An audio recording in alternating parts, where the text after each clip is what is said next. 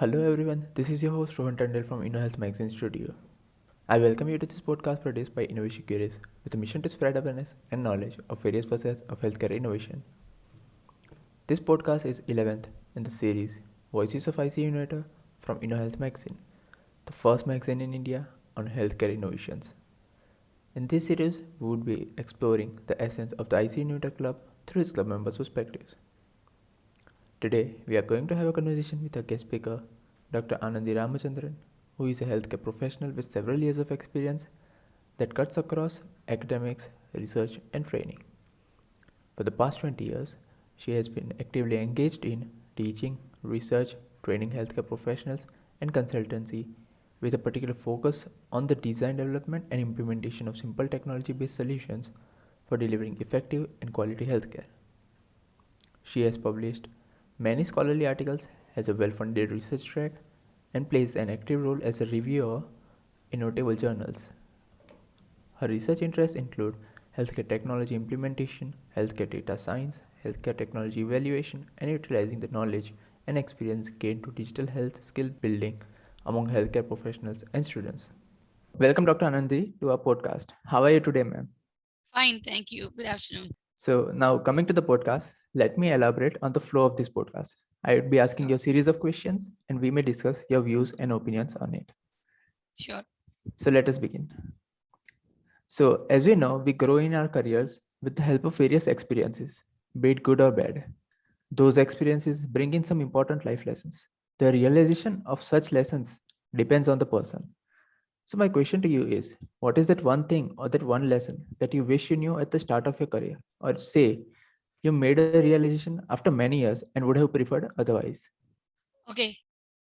At the start of my career, so you are asking me to go back nearly to more than 20 years of my time when I started my career. I wish I had already though decided starting my career where I wanted to be. Exactly, mapping my skill set and what I wanted to become in life. Okay, in as a professional career. So that was one big mistake which I didn't do in the start of the career, because only unless otherwise you have a goal what you want to do, you will not follow the path, otherwise you will be adopting whatever comes in your way. So initially I started my career like that. Reasons might be many. I can always justify my reasons, ex family, social, whatever I want to say. But that was one very big mistake I made in my career, not mapping my skill set plus to what I want to become in life. Okay. So I was banking upon my skills. So what I'm capable of doing it. So I was thinking, okay, I'm capable of doing research, I'm capable of doing teaching. Initially, I was in the corporate world. So I was thinking, okay, I can survive the corporate world and go. I never thought back. What happens to a situation will I will not be able to continue in a corporate career? What I'm going to do, right? So that is something which I have not done. So that is, I would prefer everybody in the current changing dynamic environment, one should always have a plan A and a plan B. I have been lucky enough to ace through it to survive. And anyway, I have reached a stage where here now I am not, planning to go on the ladder of my career. Right now, my path has already been set, but not everybody would be lucky like that. So that is one main, that is the only thing which I feel I failed to do. True, ma'am. I believe that in our generation also many people try to do this, but due to availability of so many kinds of career options and kinds of distraction, so we are not able to do it perfectly. So due to that, we waver a lot. But I believe that Yeah. that's a good suggestion. Wavering is good. Looking for option is good. One should not be very much adamant that if I do, I will do only this. One should be open to time change, changeable, adaptable, everything is needed. But at the same time, a planning in a career is needed. That if A is not working out, then what will be B? If B is not working out, what is the C? Unless you don't have the plan A, plan B, plan C, what happens is That is why you see a lot of the suicides, depressions, mental, because they are so narrow-minded what they want to do. When they are not able to get the success what they want in that, immediately people start taking the right 180 degrees path, which is not really right. So if you have some 2 or 3 plans with you, you will always have it. Okay, if this doesn't work, let me try this. If that doesn't work, let me try that. So that should be the idea. So that is why the plan is needed. As I said, I was very lucky. When plan A didn't work, when I wanted to shift to plan B, I got the option. When plan B didn't work, I went into plan C. But that cannot happen for everybody, right? So you need True. to have a prior planning. That's my otherwise one need to keep trying anything. Keep open, be open to accept anything which the destiny throws on your path. We should be ready to adapt to it. That's all. True, ma'am. Improvisation is the only way through the hardships. Improvisation and perseverance, both is True. needed in your career. I So, hope that answers your question. yeah, ma'am, it answers the questions very well. So now coming to the next question. Through our life and career, we use many things as stepping stones to grow and develop to be an ideal personality or say a role that we want to play in our future. Some of them enabling us to take a major leap due to its deep impact on our minds. So my question to you is, what are the resources that had a major influence on you as a professional or as an individual? Resources, I could say human resources, in fact. Nothing, not a very good materialistic resource as far as I would concern. Neither I can talk about other type of resources available to be logistics or anything. So I remember from the day one of my work, I had been traveling 2 hours in the morning, 2 hours in the evening, and I was traveling by bus, metro, whatever I could get my hands on. So those are not my resources. The only thing which has strengthened me into this path of a career, whatever I am now, wherever I am, it is the human resources, especially is the human resources of my excuse me it is the human resources of my family, my father mainly, and then my husband. Two persons who have been supporting me always to do whatever I was ready to do. They were open to that. So I can say that they are the resources on which my success is placed upon. Yeah. So coming to the next question, like Yeah. resources, we come across many personalities whose life decision or maybe passion towards the career or any other attribute want us to mirror those personalities. So I would like to know which person or who were the person you idolize and why. All through my career path, I have met great persons in my life, right? Who have, really made me think that if I can in some any way, at least to some 5 to 10%,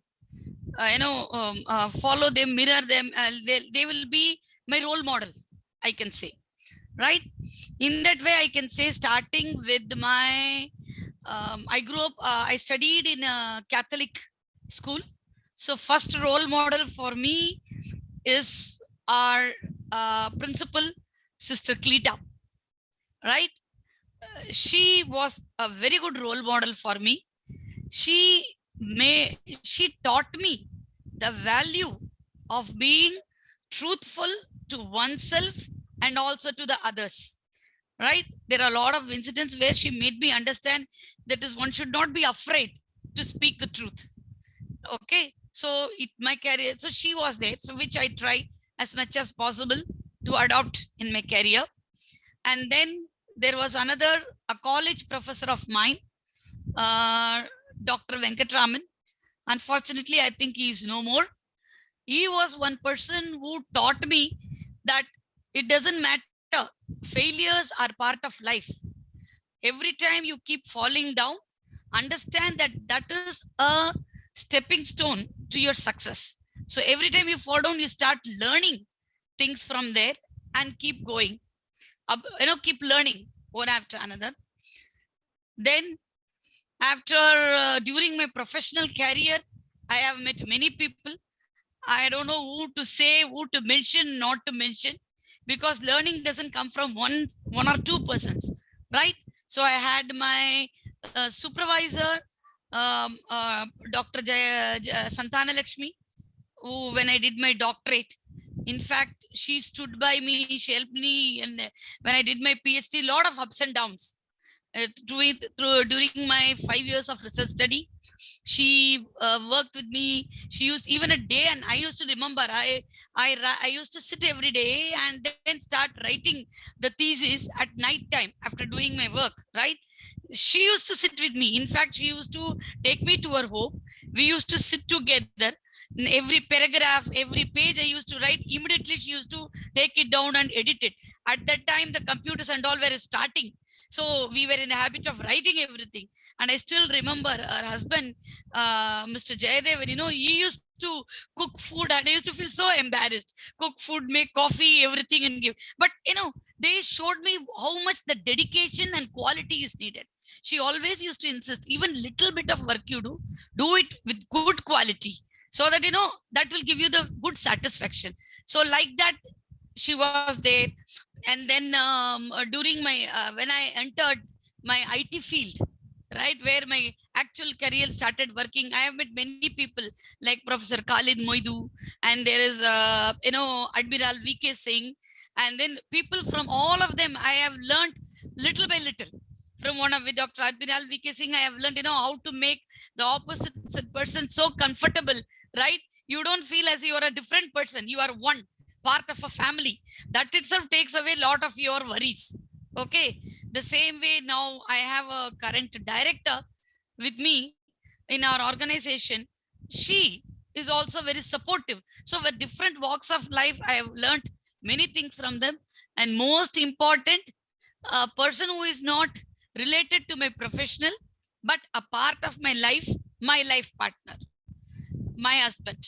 I am just opposite to him in every way one can think about. While he is this soft, docile, silent, mature person, I am opposite of that. Okay, full of energetic, full of talking what I feel like, right?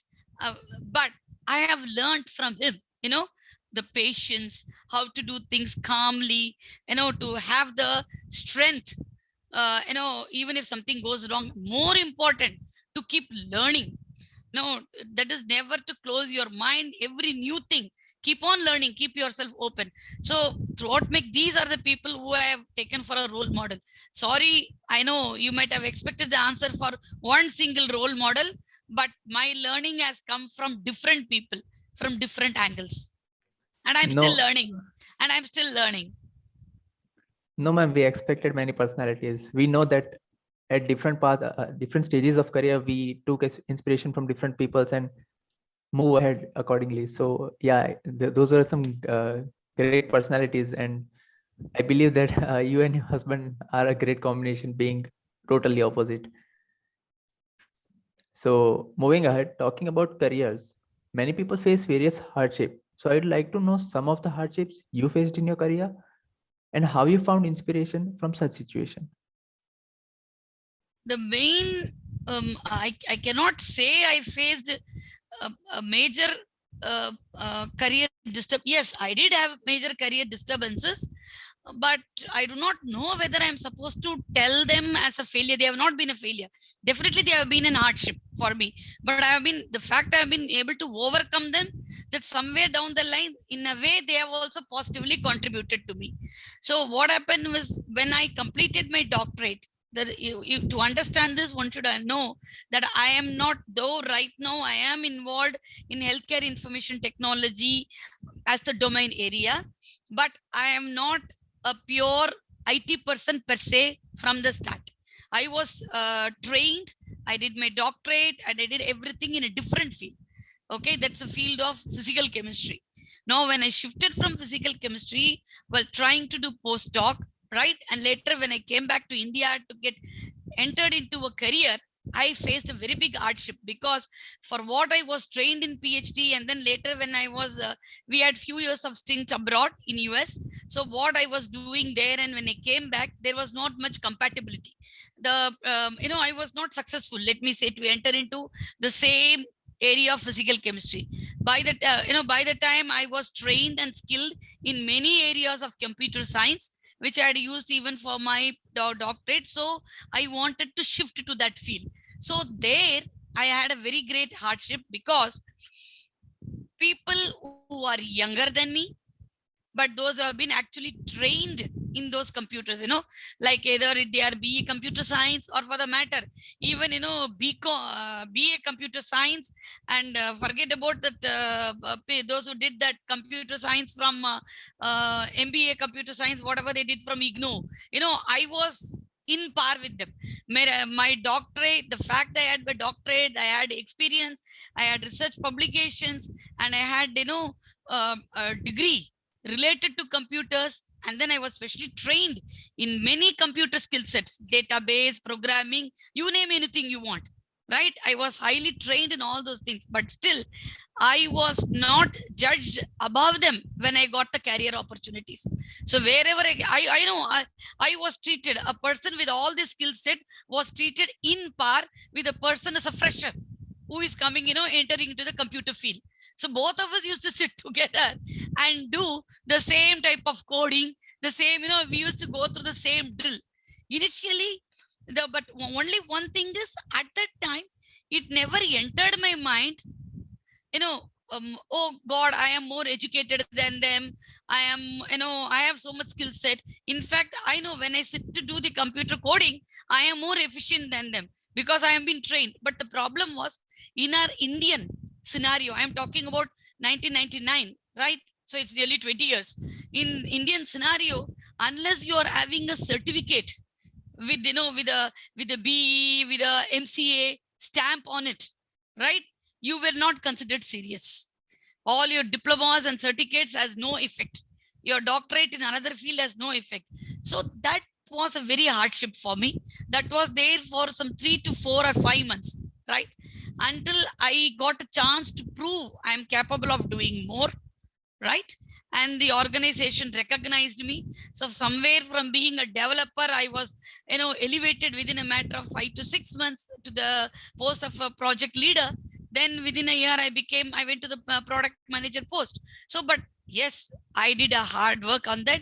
And what I did, because they wanted certificate, so I went to the weekend colleges to get my MCA, right? And then got my MBA also, wrote my gate exams and everything, and got my MBA also. Might be that also added, I don't know. But that was one major hardship which I faced. And the second hardship was, after working in this field, in the software field, nearly for 6 years or so, if I'm right, when I tried to shift to academic line, from corporate to academic line.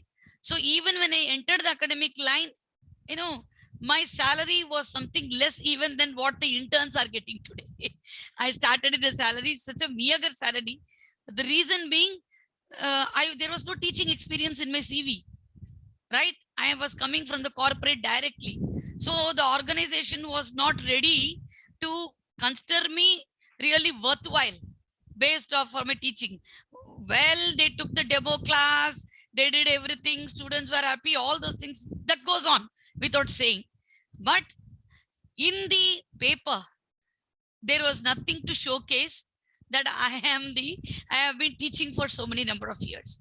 So that was the second major hurdle. Then the third, I had only three major hurdles, let me tell you. The third one is when I shifted my field. I was in the academic area related to computers and bioinformatics. Now, when I entered into this current organization, IIHMR, where I am working, I faced a problem for a year or two to see myself in the role with others, because the organization where I am working is related to healthcare management. So for me to get fit inside that, I needed to train. Though there was not much difference, you can say, in the in the way I got my post or anything, but for me to contribute, that is, I could say that 60% of hurdle was seen by myself. I myself thought that is an hurdle, 60% of an hurdle, 40% from the organization's perspective, being a non-public health person, right?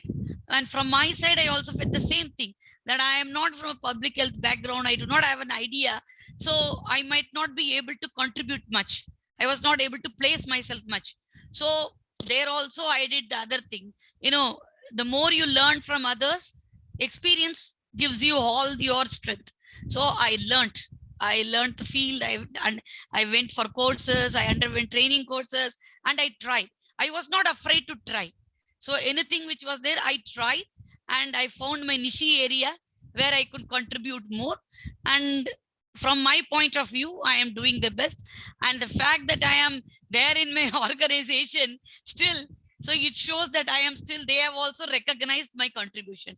So this is the three hardships which I could say in my career. So that is what I gave you the first step. One should be ready to look for newer things, and if newer things comes, the old always should give way to the new. So if there is something new you need to take, you should be ready to undertake that newer challenges in your life, and also preserve. So that I think so will give you all the success you need in life. True, ma'am. So coming to the next question, besides your current profession, what profession would you like to explore? As a consultant, sincerely speaking, I am doing right now academics. I am teaching the students, MBA students, and I am very much keen on doing research. So the more that is no part, it's a part of my portfolio.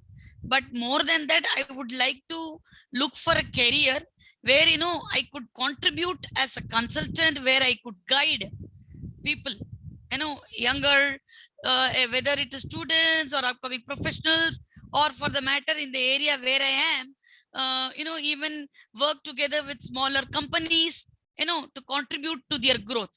Because I feel somewhere down the line, I have not been able to utilize to the capacity my experience from the corporate, what I have done, right?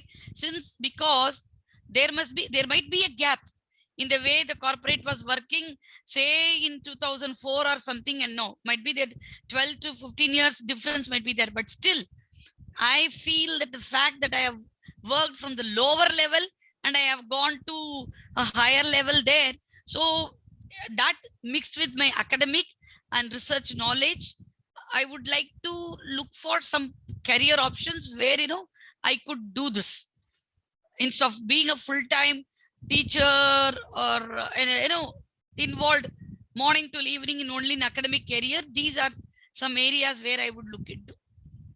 And if you're telling not professional, something else, I like to do something utterly different, which is not left to this. Shouldn't laugh. If you're not laughing, I will tell you. Sure, ma'am. I won't laugh. Yeah, I would like to, do a lot of, I'm passionate cook.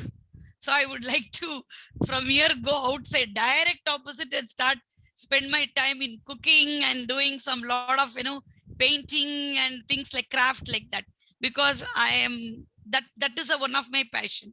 So if in a career like this, otherwise that's it, no other thing in between. No, ma'am. I would say that both the options that you said, based on career side and non-career side, the passion side, both were good. I believe that the career side that you said, consultancy, and that would be good for you too, and the people who would learn from your experiences. Because that is the one way I feel that all my learning, and still I am learning from all the masters in the field, that can get translated. That is I will be able to share that information with me. Otherwise it goes with me. Not everything can, though I try my best to do whatever knowledge I gain to share with my students, but there's much to be done. There's much to be, because there's only to a level you can impart to the students, right? Certain things, True. yeah, for everything you need different type of target population. So I would like to look into somebody different. Exactly, ma'am. Yeah. So moving ahead, what kind of activity do you do to reduce your daily work stress? Say, what makes you feel your best self or rejuvenate you from the daily workload and stress? Three things. If it is weekend, I spend my time, trying out new recipes, whatever I feel like cooking. Or doing some artwork if I can, if I get time. Or the other ways, I just love to watch cartoons. and comedies, right? That is another way buster. And the third stress buster which I try to do is reading. I read a lot, so I love reading books, mostly non-fictional. Nothing is fictional, non-fictional. I do the, and since I would love, I always feel if God gives me a time wheel and asks me what do you want to do, if you could erase everything in your life and start from the start as a career, what would you love to do? I would have told him I don't want to do doctorate, anything, just making me a tourist guide. I want to travel around all the places he has created around the world. So that is what I do now virtually. Thanks to the virtual, in whatever we get our shows or programs or podcasts, whatever we get in the TV, I just like to sit and keep watching various places, nature places, all the whatever I could see the TV from America to Australia, India, so many places, because I love that. I love mountains a lot. So I keep watching that. Various. That's how I relieve my tension. If I am stressed, I come straight, I switch on the TV, and I see a green mountain traveling by train or walking in the mountains. Fine. After 10, 15, 20 minutes, I am all fine. That's all. That's a great Very answer, simple, ma'am. very simple pleasures of life. Yeah, ma'am. We need to, get the best of each moment. So Yep. it's upon us how we like it, and so That way I satisfy my wish, to travel around the world. So by sitting from home and watching everything. Yeah, ma'am. So coming to IC Innovator Club, I would like to ask what it means for you to be a member of this IC Innovator Club. See, IC Club, being a member, for me, it is, one way it allows me to learn more, right? Considering my work profile, many a days, I do not get much time, to really get to know what is happening in the field of information technology, to learn newer things which are being coming up, be it it's a technology side, being, anything, it's whether it's a paper, whether it's a policy, whether some company coming about, whatever it is, newer innovations, thought processes, policy changes, anything. So those kind of information, it becomes very difficult, especially when for people like me, when we are juggling both family and a career and together. So IC club meetings are one way I am able to get that learning through the fruitful discussions which we have there. And it is also place or a forum for me where I can, very easily, without any, feeling, what you can say, being without shy, I can share my ideas without the fear of that I would be ridiculed, right? I can share my ideas, I'm able to learn, and then most important, I am able to meet people and get to know who is who in the field. So that way IC club is very, it plays a very vital role to me. Yes. And at times, due to this COVID and issues like that, one is not able to attend few virtual club meetings, or even for the matter, even a director is there. But whenever I can try to make up, whenever I try to attend the club meeting, I could say that I try to make the most out of it. That half a day which we spend there in that meeting, right? That is, as far as I am concerned, it is not only productive in a professional way, it is also productive in a personal way, and also stress buster, let me tell you. And I get some information which I know the next day or the next week when I'm having the class, I can dazzle my students and make them understand, see, I know something new. you know I'm able to do that. So in that way, that IC club meetings are very, very important to me. Moving ahead, I would like to ask what are the functions that this club performs, and how does it help a member to grow as an individual? As I said, there are many, many functions which are being performed by IC club, but there are four important functions which I can say that I have experienced, or which I can say from my point of view is playing a very vital role. First and foremost, the InnoHealth magazine, which is being a part of that IC club, right? And that magazine is rich of information and knowledge as far as healthcare information technology is concerned. It is like a, you can say it is like a database of knowledge present inside that.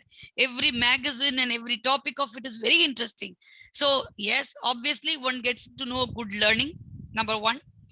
And the second thing is the networking, and the way the club allows you to meet with people, interact with people, get to know people, right? Your friendship increases, so that in a professional way, so that even when you need some help, now consider me, I am a faculty. So where would I need help from a person? In a simple, yeah, I will be asking people from the experts in the industry to come and take some classes for my students, or I might be requesting them for some placement activities related to my students, or to be part of some event activity, right? So if I'm trying to do some research, I will try to get some ideas, ask them whether what I'm trying to do is right or not, join in a collaboration. So for all these kind of activities also, the through the network which IC club is doing, that is one way I feel that it is very, very helpful. Okay, the magazine, the virtual meeting, the networks which are being done. Okay, and then recently they have started a lot of this podcasts, right? So that is also very informative. And then, you know we have that yearly conference where people with like-minded people, those are all into this area, whether they are from industry, whether they are from hospital, whether they are from pure technology or from health information technology, whether they are in the national or international field, all are able to come to a common platform, right? So that is also, I feel is a very important function. So they are contributing to academics, they are contributing to training, right? And networking. So I feel these are all important functions of the IC club. Coming to the next question, what does innovation mean to you, considering the healthcare industry? Well, as far as I am concerned, anybody who has an idea does something, and if it clicks, they call it as an innovation. So as far as I am concerned, to me, innovation means something which is simple, which is feasible. Okay, it might be even an old idea, but you can be redressed up, reprogrammed in a different way, which is adoptable, acceptable to the current scenario, right? To me, that is innovation. It doesn't matter, it needs to be completely high tech, because not everybody will be able to make use of high tech. Not everyone is having the luxury of that infrastructures or features, whatever is required, technology, everything available.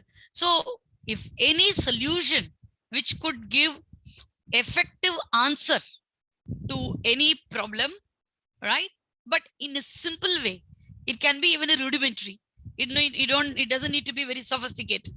Okay, so what do I mean by that? For example, you are making a say a small device, right? That device is for on the spot while I am walking on the road, right? I am walking on the road, something not like a Fitbit, but the moment I'm wearing it on my road, right? It doesn't need to send the information about me to the doctor or anybody, but just if anything is going to happen, it's not just my heart rate or anything, even the way I walk, the gait I take, it's not right. It's able to look and tell me, why are you, I'm starting to stoop, let me say. Fine, it should come back and tell me the way you're walking is not right. Or I have not taken water. If it could tell me, oh, come on, you have not taken water for past 3 hours. Why don't you go and take a water? Like small, it is very simple. But to me, that is an innovation. Why? I see in what way it is helping me out. What is the benefit I'm getting out of it? So might be you one need to keep so that I don't get dehydrated, right? So because of dehydration, we know a lot of issues starts coming up because of that. This is something very small. Just reminding me every 3 hours whether you have taken, say, half a liter of water. That, oh, come on, what is that? It's like an alarm, simple alarm. But it can be life-saving. So anything which is small, effective, even simple, feasible, more important, which is reachable to many. What do I mean by that? Not just to the people, those who are having the particular resources, people, those are capable, having money to spend. It should be even going to the lower realm of the society. To me, that is innovation. That was a great perspective, ma'am. So for my final question, I would like to ask, where can our listeners connect to you? Yeah, but I am both on the LinkedIn also, I am there, and I am in the Facebook also there, right? My only issue is with the telephone calls. I am not able to easily pick up the call and answer people back because I'll be doing something else, but they can always approach me through LinkedIn or Facebook. Sure, ma'am. So the link to connect with our guest, Dr. Anandhi Ramachandran, will be down in the description. Before concluding, I would like to thank Dr. Anandhi for joining us on the podcast. Thank you very much, Rogan, for giving this opportunity to share my views with the listeners of this InnoHealth podcast. It was great to have a conversation with you, ma'am.